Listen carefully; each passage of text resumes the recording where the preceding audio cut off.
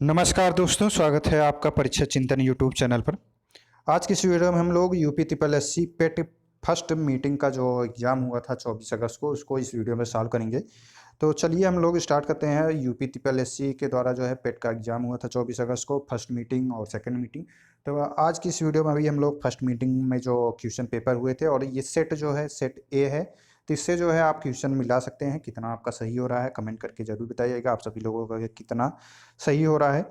और रिजल्ट जो है यूपी ट्रिपल एस सी पेट का वो 15 सितंबर के बाद ही आएगा, क्योंकि लगभग 17-18 लाख के करीब जो है छात्रों ने परीक्षा दी हुई है। तो और इसका स्कैनिंग जो है वो चल रहा है। तो स्कैनिंग होने में लगभग अभी 15 से 20 दिन लगेंगे, और 15 से 20 दिन के बाद ही जो है फाइनल रिजल्ट जारी किया जाएगा यूपी ट्रिपल एस सी का। तो चलिए हम लोग इस वीडियो में क्वेश्चन जो है 100 जो क्वेश्चन पूछे गए थे उनको इस वीडियो में हम सॉल्व करेंगे। तो आप लोग वीडियो को लास्ट तक देखिएगा और कमेंट करके ज़रूर बताइएगा कहीं पे मिस्टेक होता है या, और कमेंट करके ये ज़रूर बताइएगा आप सभी लोगों का निगेटिव मार्किंग के बाद कितने क्वेश्चन सही हो रहे हैं। तो चलिए हम लोग पहला क्वेश्चन जो है सेट ए में, फर्स्ट मीटिंग में जो है फर्स्ट मीटिंग सेट ए है, तो यहाँ से आप मिला सकते हैं अपना क्वेश्चन। तो सेट ए में जो है पहला क्वेश्चन था कि भारत में शासन वाले दिए गए शासकों का कालानुसार सही क्रम क्या है? शेरशाह सूरी, अकबर, अलाउद्दीन खिलजी, इल्तुतमिश। तो यहाँ पे बी वाला ऑप्शन जो दिए गए राइट आंसर होगा। पहले जो है इल्तुतमिश आए थे, उसके बाद अलाउद्दीन खिलजी थे, इसके बाद जो है तीसरे नंबर पे अगर हम बात करें तो शेरशाह सूरी थे, और लास्ट में जो है 1555 में जो है अकबर का शासनकाल स्टार्ट हुआ था। तो यहाँ पे जो है बी वाला ऑप्शन दिया गया राइट आंसर हो जाएगा। ठीक है, अगला जो है कि इसमें पूछा जा रहा है कि निम्न में से कौन से संत शिवाजी के समकालीन थे? तो शिवाजी के समकालीन जो थे तुकाराम थे, तो ये राइट आंसर हो जाएगा। अगला जो है क्वेश्चन तीसरा है कि बंगाल के प्रथम गवर्नर जनरल जो है वो कौन थे? तो लॉर्ड वारेन हेस्टिंग। तो ये हमने जब संविधान का क्वेश्चन बना रहे थे संविधान के बारे में, तो वहाँ पे आप लोगों को जनरल 1773 रेगुलेटिंग एक्ट इन सभी में जो है बताया था आप लोगों को कि बंगाल के प्रथम गवर्नर जनरल जो है वो लॉर्ड वारेन हेस्टिंग है। तो ये पूछा जाता है आपके कॉम्पिटेटिव एग्जाम में, तो ये जो है पूछा गया था। तो क्वेश्चन नंबर तीसरे में जो है बी वाला ऑप्शन हो जाएगा। अगला जो है चरक संहिता संबंधित है, तो चरक संहिता जो है ये किससे संबंधित है? तो ये यहाँ पे चिकित्सा क्षेत्र दिए गए हैं, तो बी वाला ऑप्शन जो है राइट आंसर हो जाएगा। चरक संहिता जो है वो आयुर्वेदाचार से संबंधित है, तो यहाँ पे आयुर्वेदाचार दिया गया है ऑप्शन में, तो इसलिए बी वाला ऑप्शन जो है चिकित्सा क्षेत्र हो जाएगा। ठीक है, अगला जो क्वेश्चन पूछा गया था क्वेश्चन नंबर 5 था कि ये निम्न में से कौन सा जोड़ा जो है वो सही नहीं है? तो चार ऑप्शन दिए गए थे। BC 2061 में कलिंग युद्ध, AD 78 शक संवत की शुरुआत हुई थी, AD 622 ईस्वी में मुस्लिम युग की शुरुआत हुई थी, एंडी था AD 1709 ईस्वी में औरंगजेब की मृत्यु। तो यहाँ पे डी वाला ऑप्शन जो दिया गया था AD 1709 ईस्वी में औरंगजेब की मृत्यु जो है वो नहीं हुई थी।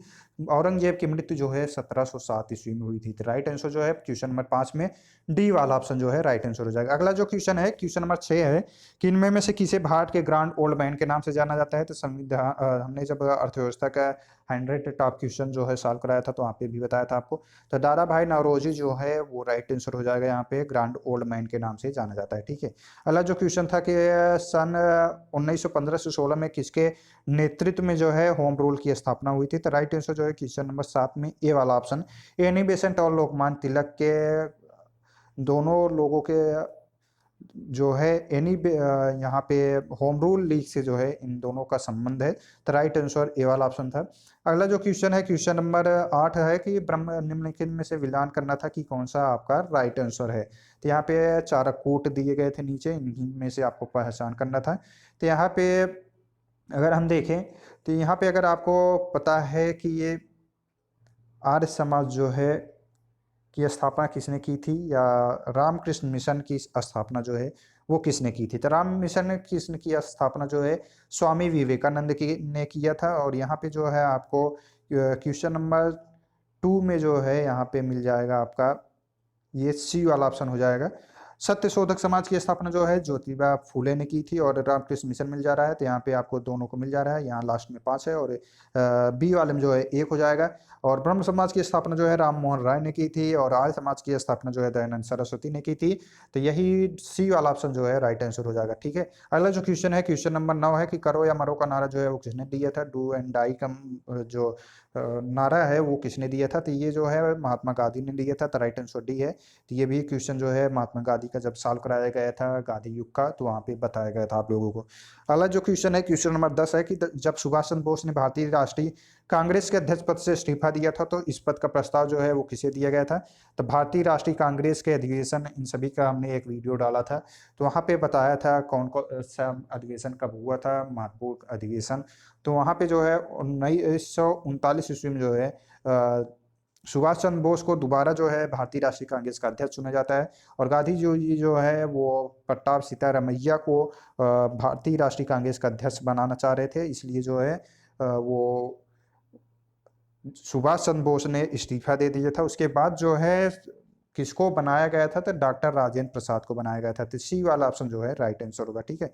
अगला जो क्वेश्चन है कि सलाल पन बिजली परियोजना जो है वो किस नदी पे है? तो सलाल पन बिजली योजना जो है वो चिनाब नदी पे है, तो राइट आंसर जो है सी वाला हो जाएगा। अगला जो क्वेश्चन है, बसंत विषु होता है, तो वसंत विषु जो है 21 मार्च को होता है। वसंत से ही आप अंदाजा लगा सकते हैं कि वसंत महीना जो है फरवरी मार्च में आता है, तो वहीं से आप इसको लगा सकते थे। अगला जो क्वेश्चन था कि राजस्थान में खेतड़ी परियोजना किसके उत्पादन के लिए प्रसिद्ध है? तो यहाँ पे तांबा कॉपर के उत्पादन के लिए प्रसिद्ध है, तो राइट आंसर जो है सी वाला ऑप्शन था। अगला जो क्वेश्चन है, क्वेश्चन नंबर 14 कि काजीरंगा राष्ट्रीय उद्यान स्थित कहाँ पे है? तो ये आपका असम में है, तो इसको भी हमने वीडियो डाला हुआ है। तो यहाँ पे काजीरंगा राष्ट्रीय उद्यान जो है बी वाला ऑप्शन हो जाएगा, असम में उपस्थित है। अगला क्वेश्चन है, 15 निम्नलिखित में से कौन सा हिमालयी नदी तंत्र जो है की नदियां हैं? तो गंगा, ब्रह्मपुत्र, कावेरी, ब्रह्मपुत्र और गोदावरी। तो गोदावरी जो है इसका उद्गम स्थल जो है नासिक है, तो महाराष्ट्र है, तो ये तो होगा नहीं। कावेरी जो है ये साउथ पार्ट में होता है, तो यहाँ पे जो बी और दूसरा और तीसरा दिया गया है, तो राइट आंसर जो है यहाँ पे बी वाला ऑप्शन हो जाएगा। गंगा और ब्रह्मपुत्र जो है ये हिमालयी नदी तंत्र है। हिमालयी नदी तंत्र जो होती है यहाँ पे सदा नीरा इसे कहा जाता है। यहाँ पे इन नदियों में जो है पानी की मात्रा हमेशा पाई जाती है। सदा नीरा नदी कौन सी होती है, ये भी आपके कॉम्पिटिटिव एग्जाम में पूछा जा सकता है, याद रखना है। इसके बाद जो है 16वां है कि बैंक दर का अर्थ क्या है? साहूकार द्वारा ली जाने वाली ब्याज दर, अनुसूचित बैंकों द्वारा ली जाने वाली ब्याज दर, बैंकिंग संस्थाओं के लाभ की दर, देश की केंद्रीय बैंकों द्वारा ली जाने वाली आधिकारिक ब्याज दर। तो राइट आंसर जो है क्वेश्चन नंबर 16 में डी वाला ऑप्शन हो जाएगा।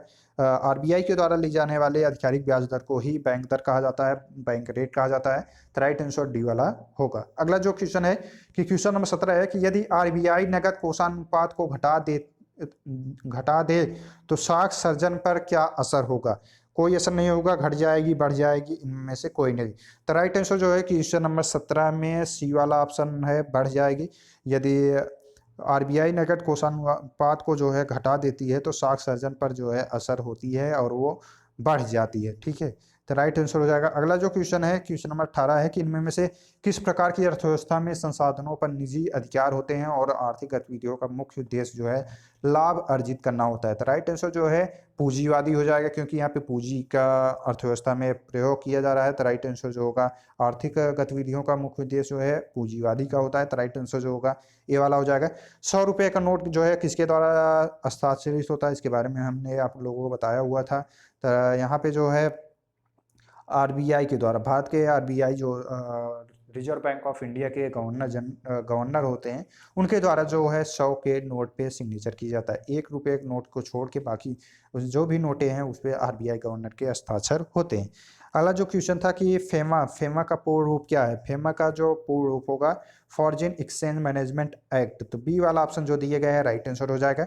अगला जो क्वेश्चन है क्वेश्चन नंबर 21 कि भारत के संविधान में जन स्वास्थ्य एवं स्वच्छता किसमें शामिल है? तो भारत में जन स्वास्थ्य एवं स्वच्छता जो है वो राज्य सूची में सम्मिलित है, और जन स्वास्थ्य एवं स्वच्छता से रिलेटेड जो है नीति निर्देशक तत्व में भी इसका प्रावधान किया गया है कि राज्य जो है वो जन स्वास्थ्य के लिए जो है नीति बना सकती है। तो राइट आंसर जो है क्वेश्चन नंबर 21 में ए वाला ऑप्शन होगा। अगला जो क्वेश्चन है क्वेश्चन नंबर 22 कि भारत में पंचायती राज जो है राज्य का व्यवस्था जो है वो किसके अंतर्गत रखी गई है? मूल अधिकार, मौलिक कर्तव्य और राज्य के नीति निर्देशक तत्व। सभी लोगों को मालूम होगा, इसका हमने वीडियो भी डाला है पंचायती राज का, तो वहाँ पे आप लोगों को बताया गया था। तो नीति निर्देशक तत्व में आर्टिकल 40 के तहत जो है पंचायती राज व्यवस्था के बारे में बताया गया है। तो वहाँ पे जो है नींद नहीं दे सकता, तो इससे रिलेटेड आपके सेकेंड मीटिंग में भी क्वेश्चन जो है पूछ लिया गया है कि शक तत्व में जो है पंचायती राज जो है वो किस अनुच्छेद के तहत रखा गया है 40 आर्टिकल में। ठीक है, अगला जो क्वेश्चन था क्वेश्चन नंबर 23 था कि शिक्षा का अधिकार जो है एक मौलिक अधिकार है जो कि संबंधित है। तो शिक्षा का मौलिक अधिकार जो है 86वें संविधान संशोधन के द्वारा अनुच्छेद 21A में जो है रखा गया है। तो राइट आंसर जो है क्वेश्चन नंबर 23 में ए वाला ऑप्शन जो है आपका राइट आंसर हो जाएगा। यहाँ पे शिक्षा का अधिकार दिया गया, स्वतंत्रता का अधिकार जो है अनुच्छेद 19 में होता है, अनुच्छेद 29 जो है अल्पसंख्यक से रिलेटेड है। ठीक है, तो यहाँ पे ए वाला ऑप्शन राइट आंसर था। अगला जो क्वेश्चन था क्वेश्चन नंबर 24, निम्न में से किसने संविधान सभा में उद्देश्य प्रस्ताव जो है रखा था? जवाहरलाल नेहरू ने रखा था। ये जो है 11 नवंबर को जो है जब राजेंद्र प्रसाद को जो है अस्थाई अध्यक्ष जो है चुना गया था, तो उसके 2 दिन बाद जो है उद्देश्य प्रस्ताव पंडित जवाहरलाल नेहरू के द्वारा 13 को जारी किया गया था। वही जो है आधुनिक भारतीय संविधान की जो है प्रस्तावना आगे चलकर बनी। तो राइट आंसर जो है उद्देश्य प्रस्ताव जो है जवाहरलाल नेहरू के द्वारा रखा गया था। अगला जो क्वेश्चन है क्वेश्चन नंबर 25 कि भारतीय संविधान के किस अनुच्छेद में अल्पसंख्यकों के हितों की ये और जो है निहित किए गए। तो राइट आंसर जो है सी वाला ऑप्शन 29 हो जाएगा। अगला जो क्वेश्चन है क्वेश्चन नंबर 26, तो ये साइंस से रिलेटेड क्वेश्चन अब यहाँ से आपका स्टार्ट होता है। ठोस चालक में धारावाहक होता है, तो ठोस चालक में धारावाहक जो होगा वो मुक्त इलेक्ट्रॉन होगा। सी वाला ऑप्शन जो है राइट आंसर होगा। अगला जो है कि 27 में प्रकाश वर्ष किसके मापन की इकाई है? तो 1 वर्ष में निर्वात में प्रकाश द्वारा चली गई दूरी को जो है हम प्रकाश वर्ष कहते हैं। इसको भी हमने बताया था आप लोगों को। तो राइट आंसर जो है क्वेश्चन नंबर 27 में सी वाला ऑप्शन होगा।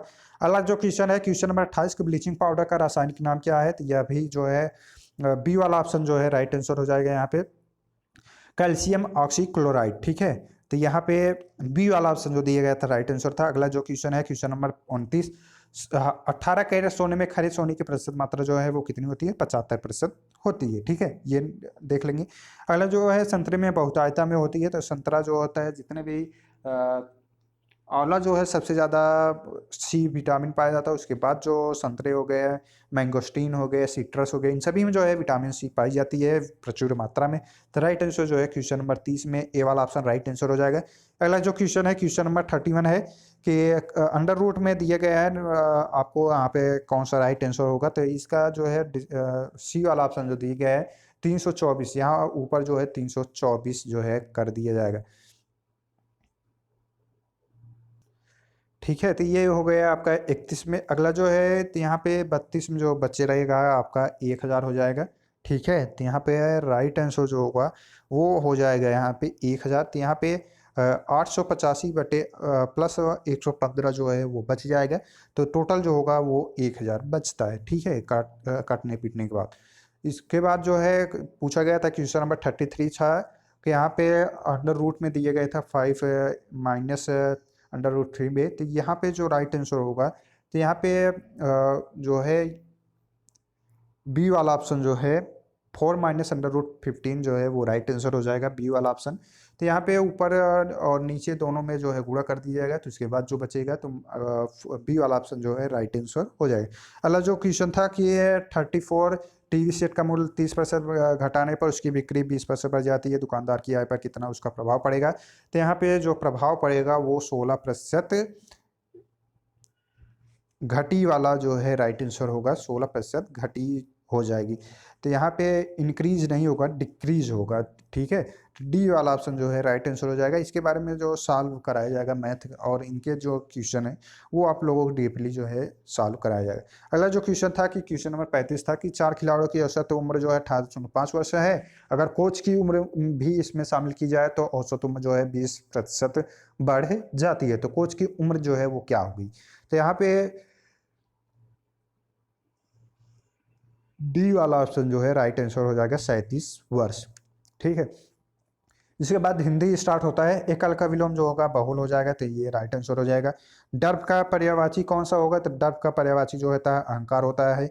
अगला जो है क्वेश्चन नंबर 38, मन को हरने वाला मनोहर होता है, तो बी वाला ऑप्शन हो जाएगा राइट आंसर। अगला जो है 39, गागर में सागर भरने का मुहावरा का अर्थ जो है क्या होगा? तो बहुत थोड़े में जो है बहुत कुछ करना, यानी बी वाला ऑप्शन जो है राइट आंसर हो जाएगा। इसके बाद जो था क्वेश्चन नंबर 40, तो यहाँ पे शुद्ध वर्तनी का चयन करना था, ये आपको शुद्ध वर्तनी का चयन करना था। तो यहाँ पे क्या राइट आंसर होगा, कुछ लोग ए पे कर रहे हैं, तो यहाँ पे ये देखिए ए वाला ऑप्शन जो है राइट नहीं होगा, सी वाला ऑप्शन जो है राइट आंसर। शुद्ध वर्तनी जो होगा महत्वाकांक्षा होता है, ठीक है, महत्व यहाँ पे जो है ये वाला आपका राइट आंसर नहीं होगा, यहाँ पे सी वाला ऑप्शन जो होगा राइट आंसर हो जाएगा। इसके बाद जो है इंग्लिश का आ जाता है, तो इंग्लिश में जो है दिया गया था कि ए मैनी साइड्स पर्सनालिटी मीन्स, तो ऊपर अगर आपने पढ़ा होगा तो यहाँ पे सी वाला ऑप्शन हो जाएगा, a person have varied interest, ठीक है।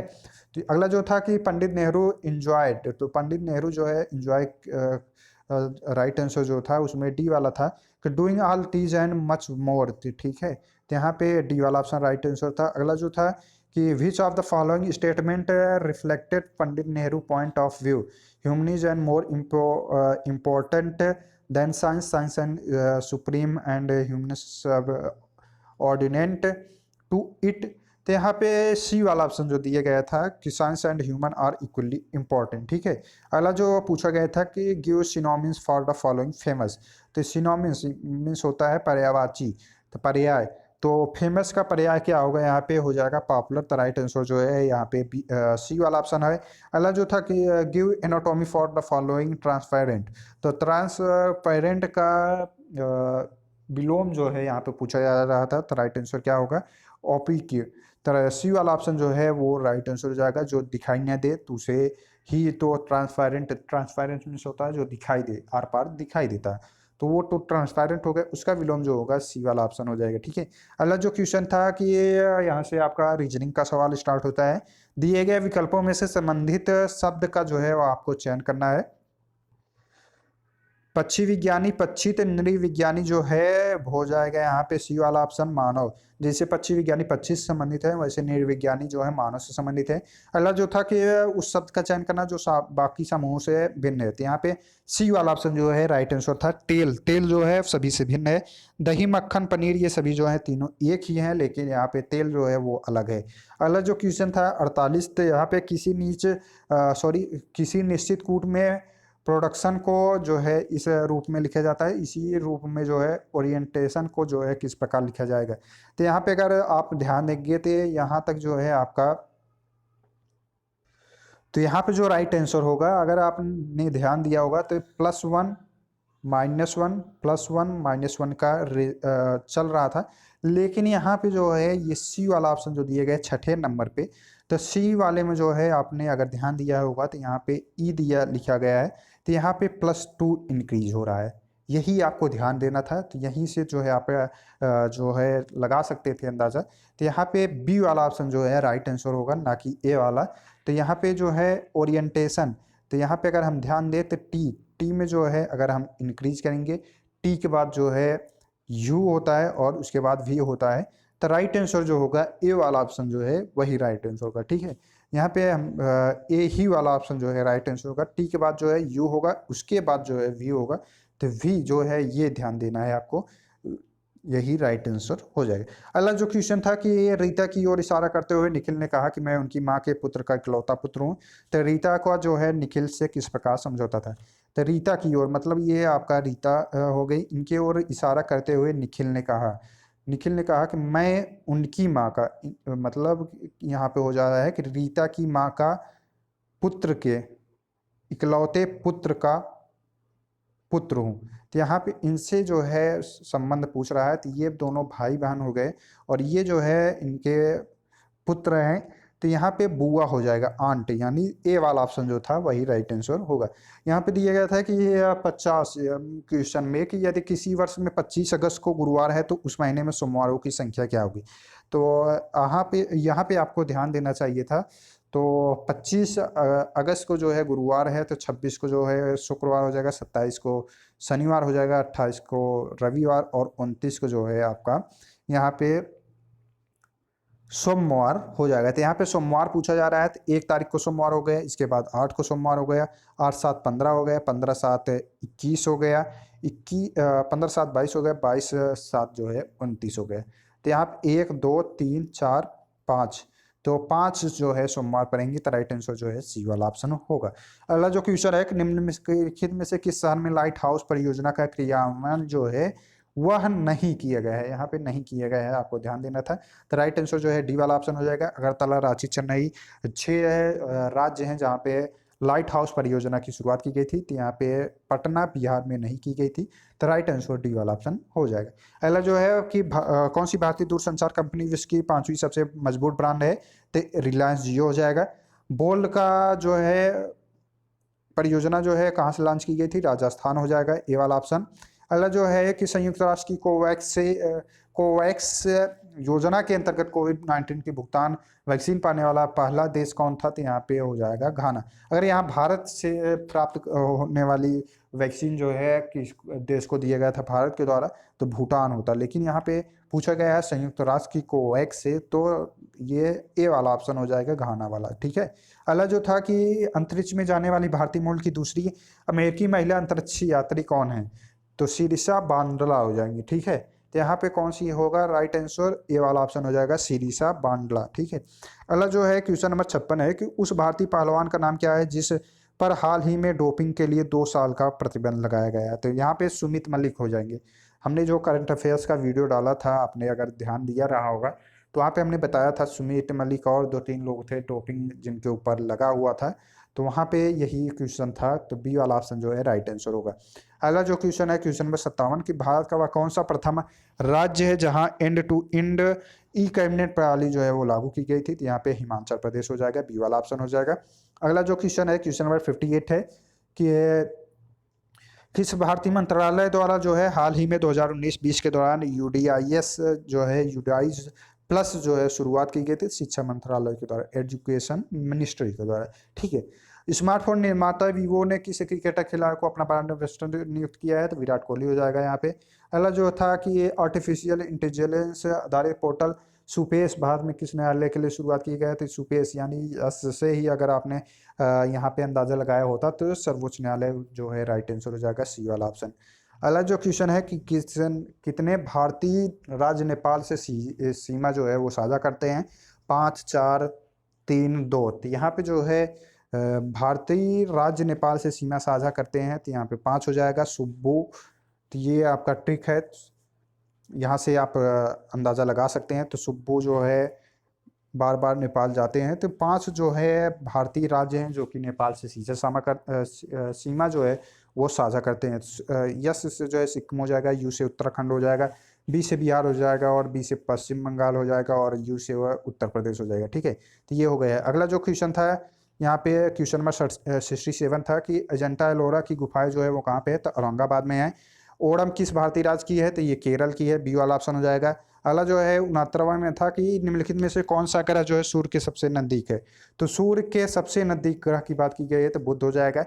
पृथ्वी के नजदीक बात करते तो यहाँ पे शुक्र होता है। ठीक है। तो यहाँ पे डी वाला ऑप्शन। अगला जो था कि नोबेल पुरस्कार जीतने वाले प्रथम एशियाई कौन थे, तो सीवी रमन, रवि, राजीव गांधी, रविन्द्रनाथ टैगोर। तो सी वाला ऑप्शन जो है राइट आंसर हो जाएगा, रविन्द्रनाथ टैगोर को मिला था।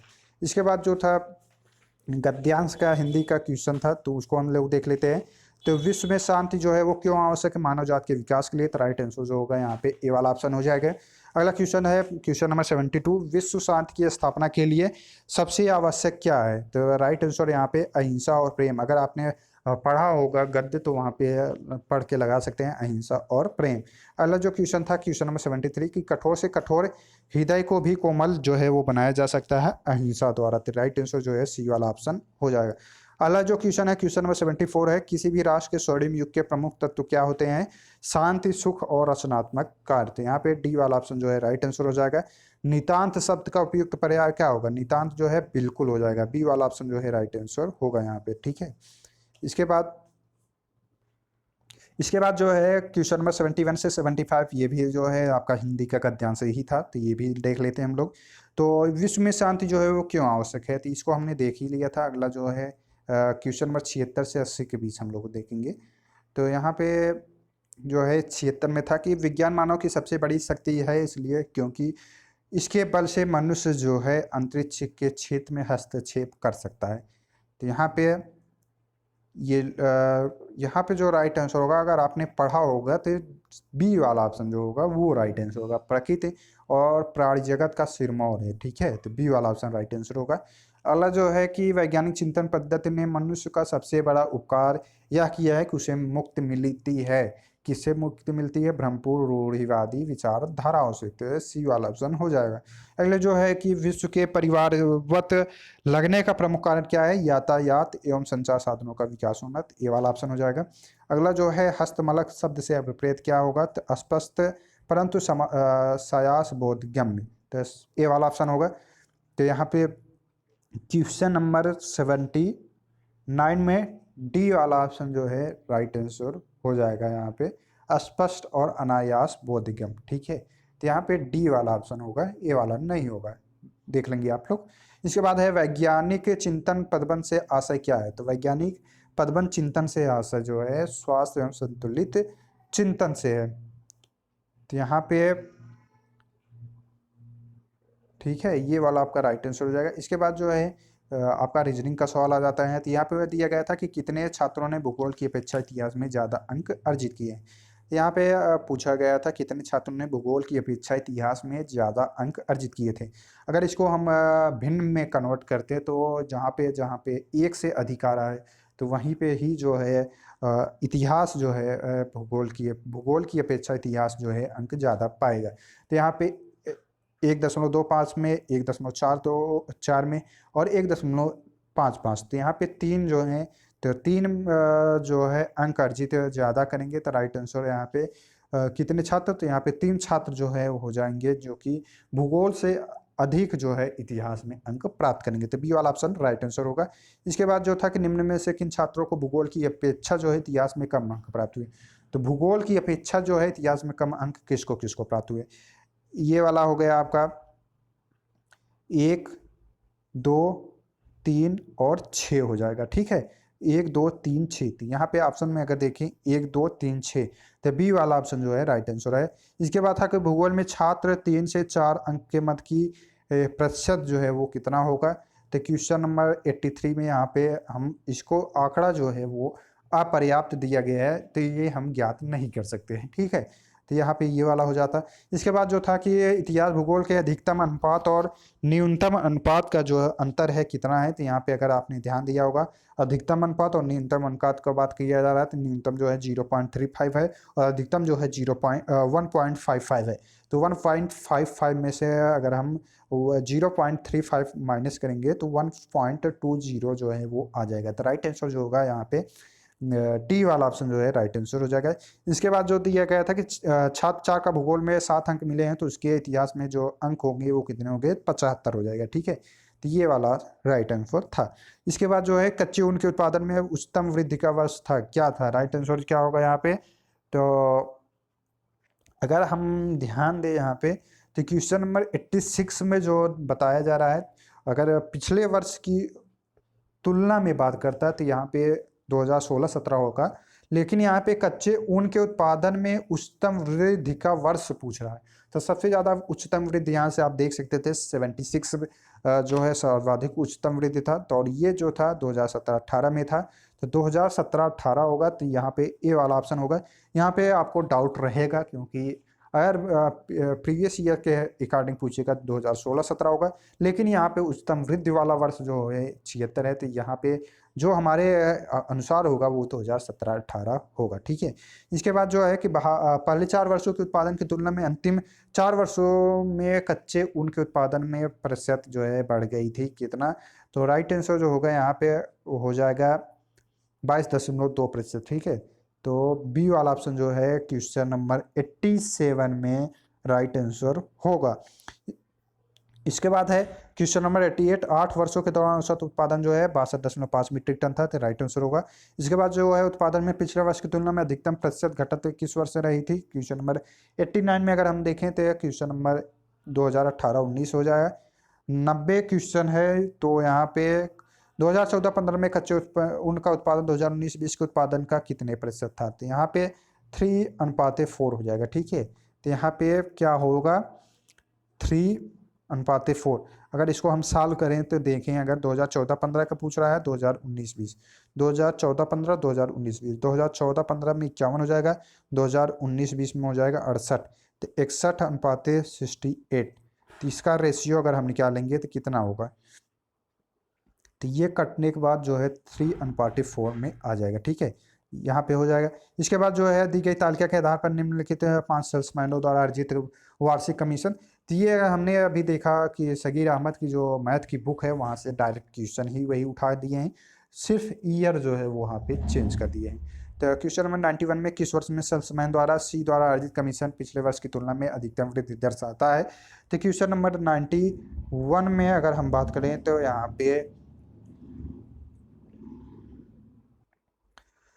पे जो क्वेश्चन पूछा गया तो सी सेल्समैन द्वारा सबसे अधिक किस वर्ष में जो है प्राप्त होता है। तो यहाँ अगर हम देखें 26,200 प्लस 27,800 में अगर हम ऐड करेंगे तो 1,600 लगभग आ रहा है। और इसके बाद देखें 27,800 से तो 28,200 में 400 हो रहा है, 28,200 से 29,100 में 900 होगा, और 2900 में 29,400 हो रहा है, 300 हो रहा है वृद्धि, और 29,400 से अगर कंपेयर करें तो 600 की वृद्धि हो रहा है। तो यहाँ पे सबसे अधिक वृद्धि जो है सी में 2016 में हो रहा है पिछले वर्ष की तुलना में। तो राइट आंसर जो होगा 2016 हो जाएगा। तो यहाँ पे राइट आंसर ए वाला ऑप्शन होगा। इसके बाद जो है कि वर्ष 2018 में बी का कमीशन 500 सेल्समैनों के उसी वर्ष के कुल कमीशन का लगभग कितने प्रतिशत था, 19.05% होगा। राइट आंसर जो होगा। अगला जो है कि किस सेल्समैन का 2018 में कमीशन 2015 की तुलना में उच्चतम वृद्धि दर्शाता है, तो यहाँ पे डी वाला ऑप्शन हो जाएगा। उच्चतम वृद्धि जो है अभी हमने दिखाया आपको सी वाले में हो रहा था, तो राइट आंसर जो होगा सी वाला ऑप्शन हो जाएगा। इसके बाद जो है निम्न में से किस वर्ष में किसी भी सेल्समैन द्वारा अर्जित उच्चतम और न्यूनतम कमीशन का अंतर जो है वो अधिकतम था, तो 2019 में था। तो अगर आपने देखेंगे तो अगर आपको तो वहाँ से लगा सकते हैं। इसके बाद जो है क्वेश्चन नंबर 95 है, वर्ष 2019 में सेल्समैन डी द्वारा अर्जित कमीशन जो है एक द्वारा अर्जित कमीशन के लगभग जो है कितने प्रतिशत था।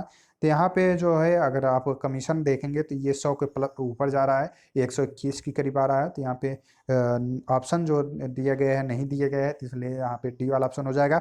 इसके बाद जो था 96 से 100 तक, तो यहाँ पे अगर हम लोग देखें 96 में क्वेश्चन में जो था कि खुले खातों की ये औसत महत्तम संख्या जो है किस महीने में थी। तो यहाँ पे अगर आप ध्यान देंगे तो यहाँ पे सितंबर मंथ में जो है सबसे ज़्यादा खाते जो हैं खुले हैं, और उनका औसत अगर हम निकालेंगे तो वो भी अधिक ही जाएगा। ठीक है, तो ये हो जाएगा आपका क्वेश्चन। इसके बाद जो है इसको देख के ही लगा सकते थे। अगस्त में खुले खातों की संख्या जून में खुले खातों की संख्या का लगभग कितने प्रतिशत था, तो 35.3% था। ठीक है, तो बी वाला ऑप्शन जो है राइट आंसर होगा।